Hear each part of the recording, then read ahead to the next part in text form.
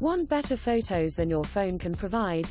We test and rate hundreds of cameras and lenses each year, ranging from pocket-friendly shooters to high-end medium format systems. Here's everything you need to know to pick the best digital camera for you. A new camera shopping landscape. Buying digital camera is very different experience than it was few years ago. Smartphone cameras keep getting better, so there are a lot fewer buyers out there for budget pocket shooters. And because of that, there aren't that many good, inexpensive point-and-shoots. Meanwhile, SLRs have taken back seat to smaller, lighter mirrorless cameras in performance thanks to wider autofocus coverage and superior video performance on average. You can still buy pocket-friendly camera if you want, but you'll need to spend bit to get one that offers significantly better imaging than flagship smartphone. We've included waterproof model on our list, as well as pair of point-and-shoots with image sensors much larger than smartphones, so you get bit more zoom power and comparable quality in dim light. There are still few pocket super zooms on the market, but if you want to get camera with incredible zoom power, you're better off buying bridge model. They're a little bit larger, but that allows room for better lenses to bring distant subjects into clear view. For more serious photographers, full-frame cameras are typically the way to go. We've got pair of Sony models at the top of our chart. Canon and Nikon also make very good cameras. Fujifilm has strong APS-C system, but skipped making full-frame to play in the more niche medium format market instead. We test and rate hundreds of cameras each year, and we've highlighted some of our favorite models here. We've tried to cover a bevy of price points in this more general overview, which means some fantastic cameras, like the 5-star Nikon D850, aren't listed here. We have more targeted recommendation lists for photographers who know which type of camera you want to buy, which will serve you better once you've set your sights on specific type of camera to buy. You can click through to any of them in the forthcoming sections. Pocket-friendly, entry-level point-and-shoot cameras. It's no secret that smartphones have seriously hurt the demand for entry-level point-and-shoot cameras. The latest from Apple, the iPhone 11 Pro, is better camera than any low-cost model. It carries high-end price tag, but if you're already buying fancy phone, there's no reason to buy low-end camera too. If you aren't smartphone user, you can buy any number of sub-$100 no-name cameras at online retailers, but it avoid them like the plague. If you can spend more than $100, you can get model from name brand like Canon or Nikon. These slimline shooters pack zoom lenses, which set them apart from smartphones, but for the most part use stated CCD sensor technology, which limits image quality when shooting at high ISO settings and cuts the maximum video quality to 720p. Moving up to the $200 to $400 price nets more modern CMOS image sensors and very long zoom lenses. 30x is the standard at this point. For the most part video is still 1080p, and you'll also see some cameras with small electronic viewfinders, raw shooting capability, and very quick autofocus. Pure image quality isn't any better than smartphone, with the real advantage being the zoom lens. There are also several models that are waterproof available in this price range. What is the best camera to buy for beginner photographer? Smartphones and basic point-and-shoots are designed for automatic operation. If you want to take up photography as hobby, or aspire to be photojournalist or wedding pro, you'll want to get camera that gives you room to grow and learn the craft. I'd recommend getting good mirrorless camera to start.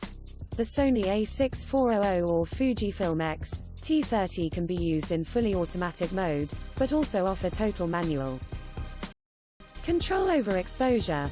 Because they use electronic viewfinders, you can see preview of your final exposure before you take the shot. If you prefer an SLR, the Nikon D3500 is good starter model, with low price and an in-camera guide that explains some of the basics of making images. Kicking it old school. Film. You don't have to get digital camera to get camera. Film is still an option, with instant cameras being extremely popular. Instant formats take away the hassle of getting film developed, and make it easy to share physical images with friends and family immediately after they've been captured. You can get an entry-level model for around $65, and film packs generally cost around $7.50. Small camera, big sensor. Premium compacts. You may scratch your head when you see pocket cameras with fixed lenses selling for anywhere from $400 to $1,300. After all, you can get an interchangeable lens model for the same price.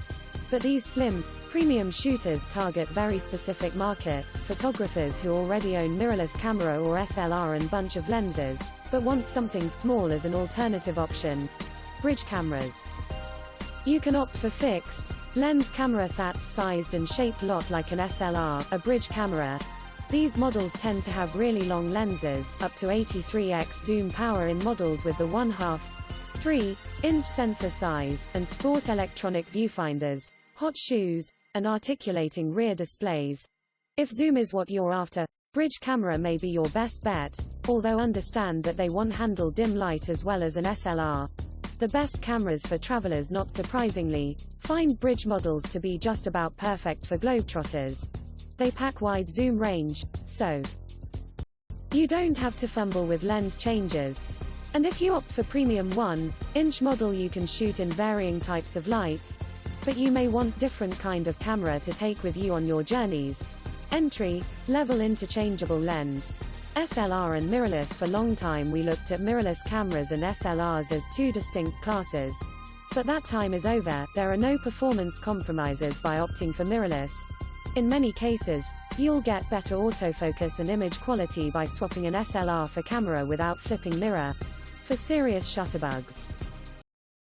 Premium mirrorless and SLR. When you spend more than $1,000 for camera, you don't necessarily see big jump in image quality versus entry-level models. Camera makers like to streamline sensors across an entire line of models, as it allows them to develop technology once that can be used across their catalog. Professional options.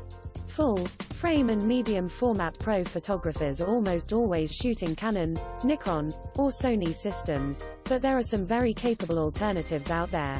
There are reasons that you see most working photographers using one of the most popular systems. They include solid bevy of pro-grade bodies and lenses, strong support system backing that equipment, and the comfort that years of use brings. That's not to say you can't go another way, of course. Where to buy best for pros and enthusiasts? Sony a7 III, $199,999 at Best Buy. Best for high-resolution Sony a7R IV, $349,800 at Amazon. Best for enthusiasts Fujifilm X-T30, $89,900 at Amazon. Best for sports and wildlife Nikon D500, $149,695 at Amazon. Best for enthusiasts Sony a6400, $898 at Amazon. Best for better than smartphone snaps Canon PowerShot G5 Mark II, $899